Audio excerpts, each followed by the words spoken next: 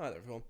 Today I'm just going to quickly go over the new Spitfire £29 library, the Alex Epton Contemporary Synthetic Soundscapes, that's what I think it was. Entropy, there we go. Would help if I did remember the name. So overall my general impressions of it are it's a solid library. There's not too much in there, normally with the Spitfire ones, especially like the OPW £29 library, you got a fair decent amount in there. This one here, don't particularly get too much, but saying that, there is definitely a lot there.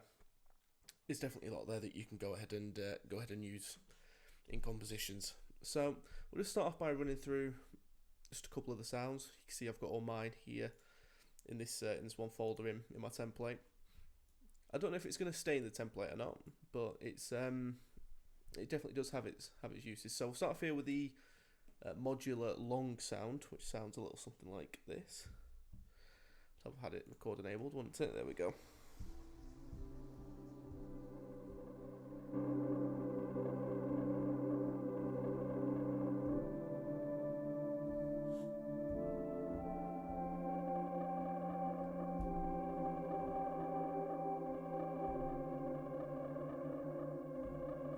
I've got to say, I really like the tail end on that.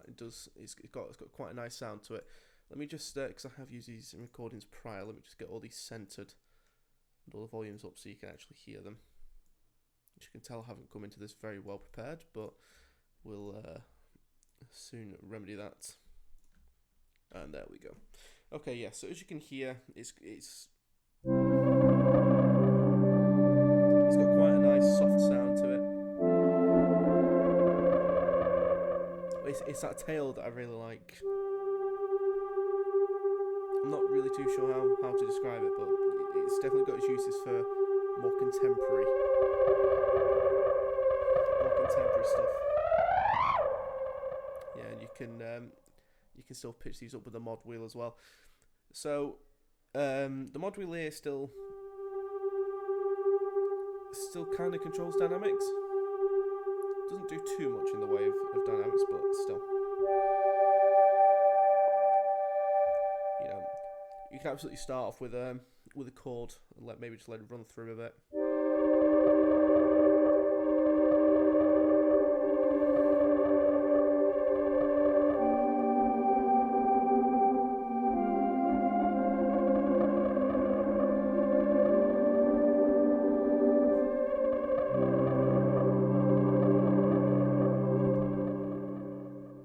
Maybe perhaps it's not best for that type of composition, but you know, it's in terms of soundscaping, and maybe as a drone to build up a piece at layers, perhaps it's definitely useful. So we're going to the modular short. Bring that up here. So it's the same premise as the longs.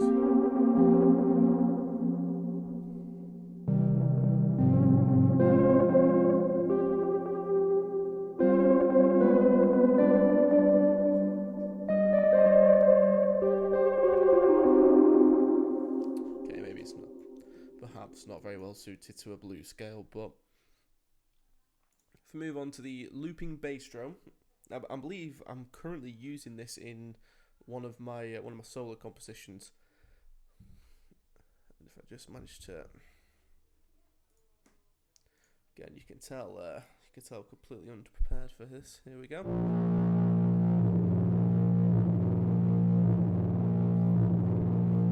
So again, it's quite good for that sort of contemporary composition. I would really like this sound if there was a way to control that fuzziness in the middle of it.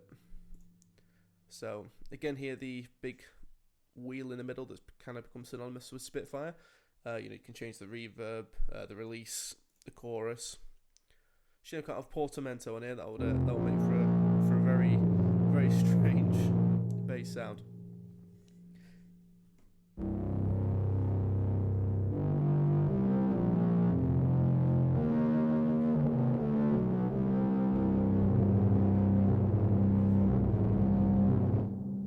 I think if there was just a way to control that distortion, in the middle of each sample. That would make this probably one of my go-to bass sounds. So then we have the long underpass. I really like this one.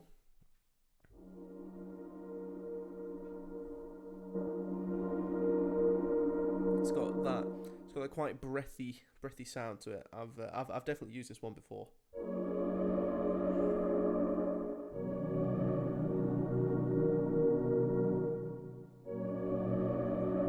It's kind of got that same tail end to it as the modular stuff does as well.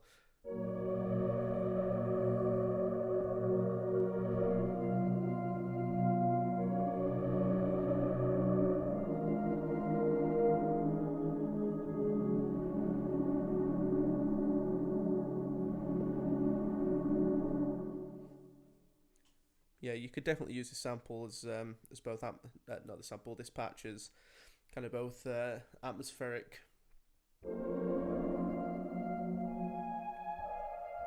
It's got quite a slow attack, so you're probably better off not using it as your main melodic force. But again, you know, in terms of building an atmosphere, there's so much you can build on top of that. Just that one note, for example. Now, what does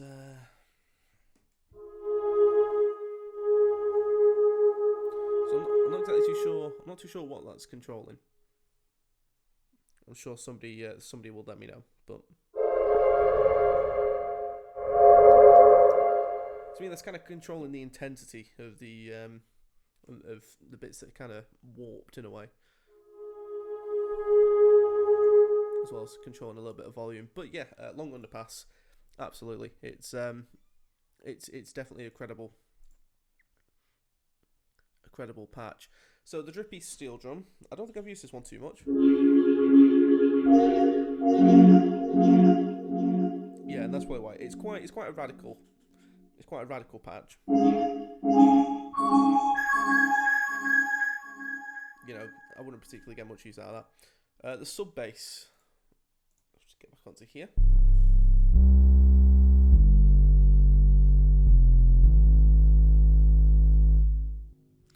So I remember really liking this patch. It just gives you a nice simple bass sound to play around with. But the issue that I've got with it is that it doesn't loop. So you just hold down a note and it'll cut off. So with this one you have to keep on, you know, you have to keep on hitting a note, you have to keep on repeating it. But yeah, I've used this one in an upcoming piece of mine, which I'll briefly showcase at the end of the video. I'm not going to show all of it because you know, it's a work in progress. But yeah, this sub bass, it does sound really good. It definitely does have its uses. If you're doing things at a faster BPM, then that cut off you're not going to have to really worry about. It's going to hold it anyways. But you know, if you're trying to do something a bit more atmospheric, a bit more ambient, and you want that to hold, it's not really going to do it. I mean, there's variation here. Yeah, but that's still not really doing anything. Portamento's not really doing too much either.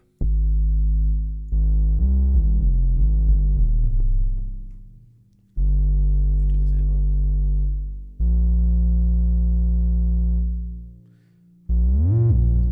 Yeah, so it's just a pretty generic bass sound there. So this is the distorted variant here. So it's very much the same sound, it's just got a bit more grit to it. It's got the same issue there as well, that it just cuts out a little bit earlier, which I find pretty peculiar for a library like this. A lot of Spitfire's more contemporary stuff are definitely designed for the more atmospheric. So it's a bit bizarre that, you know, that would cut off so early, especially when somebody's buying this library, for example, will probably want that really big drawn out sound. Maybe not. It could just be me. So you have the short sub bass. This one goes down really quite low.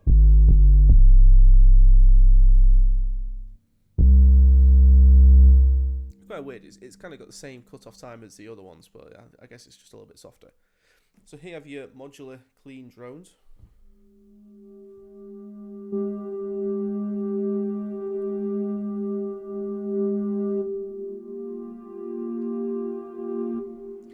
love that build up. I think that sounds incredible.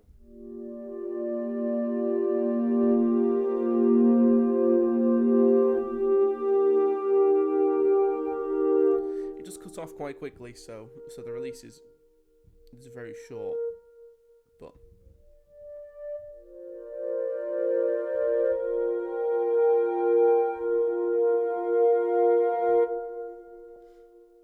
and just a couple more which I'm going to showcase. The Modular Feedback.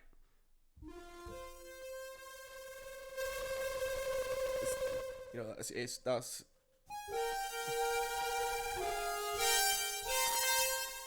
got a very harsh sound. It cuts through things quite easily, but I really like the sound.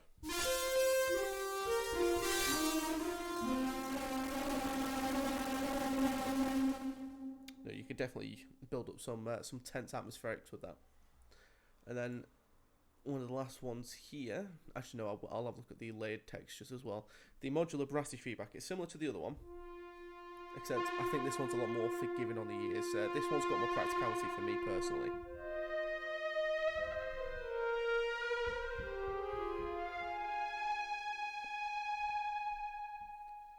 Yeah. Then you've got these Florida Man ones, which is quite bizarre. I don't really see myself getting much use out of them. These synth stabs, slabs even. You know. Okay, then the layered texture. So this is the first one. I don't know if these supposed to play chords or anything. It's just a single note thing.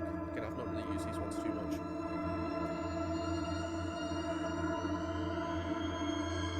You know, again, it's perfect for atmosphere building, which is very much what this library aspires to do, I can imagine.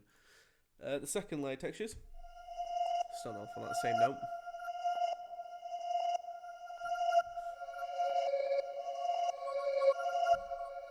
So that patch is a lot more musical. You could probably, there's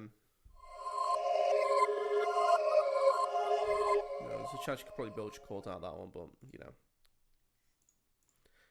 And the third one, so this one's a lot more active. Yeah. After that, it comes with a load of percussive samples as well. So you got Paper Warped.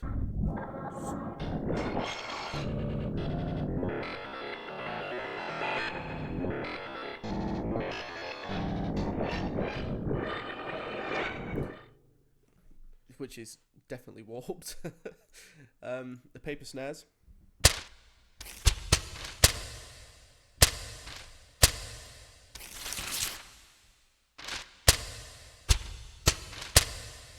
think the issue with this is there's quite a fair bit of room on it already, but you can. Yeah, with that one there, you can. There's a lot of bass. There's a lot of bass on that room as well.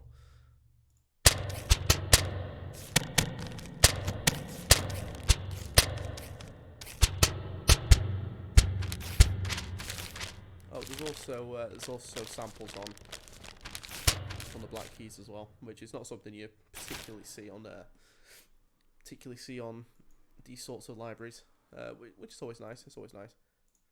Okay, and then the Ludwig bass drum.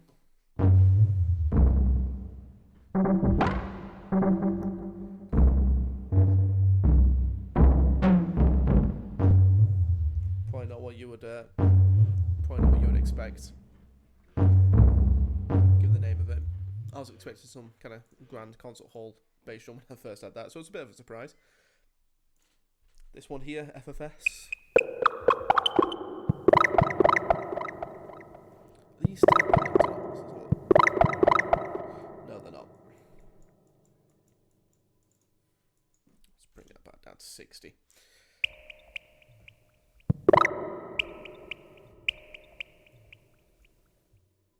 So yeah, some cool little things in there. And then yeah, distorted drums.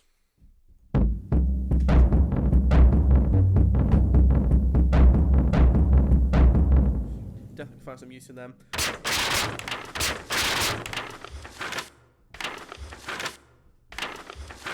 That's a bit of a weird sample there. You can hear him breathing in that, I think.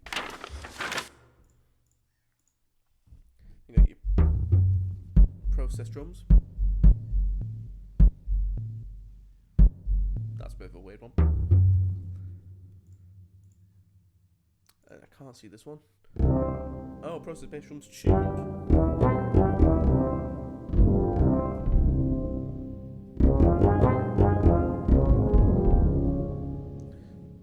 Bit of a weird one. Again, I don't really think I particularly use that one, but you know, each to their own. Process percussion. Some cool stuff in here for atmospherics, absolutely. And then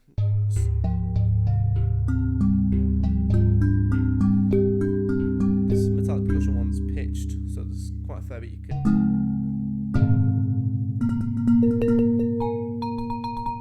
You know, there's definitely a fair bit you can get out of that one. As for the second one,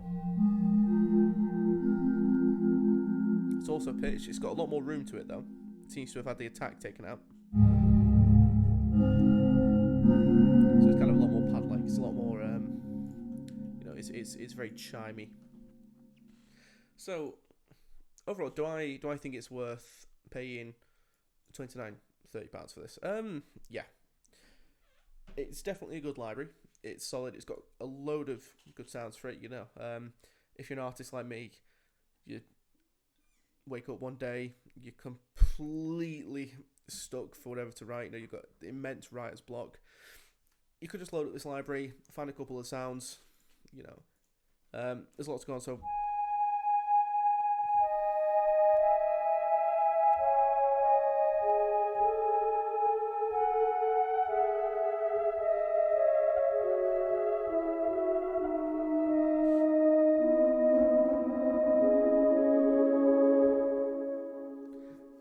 You know, perhaps there's a lot more in this library that could help change your tonal palette, so to speak.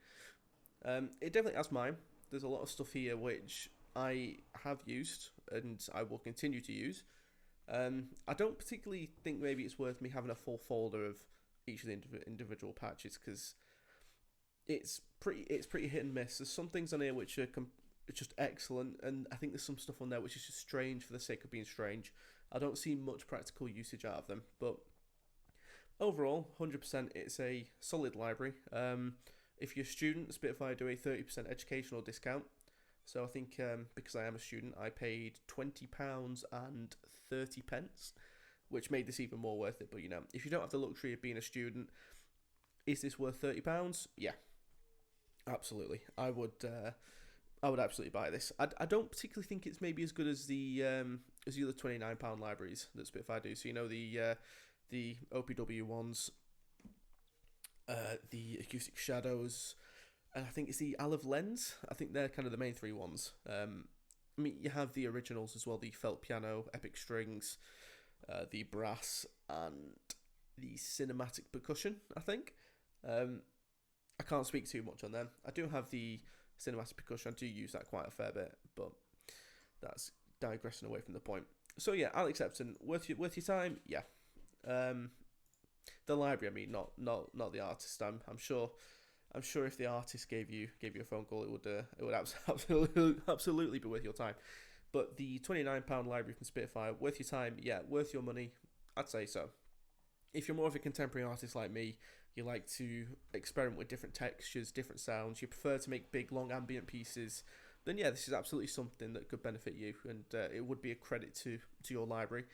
If you're more of a big orchestral type of person, you know, like big John Williams score, maybe not, but you never know. There could be a lot of stuff in here which could complement your orchestral writing, as it does with mine quite regularly. So yeah, I'm gonna leave a short piece that I've been working on at the end of this video. It will play in just a moment.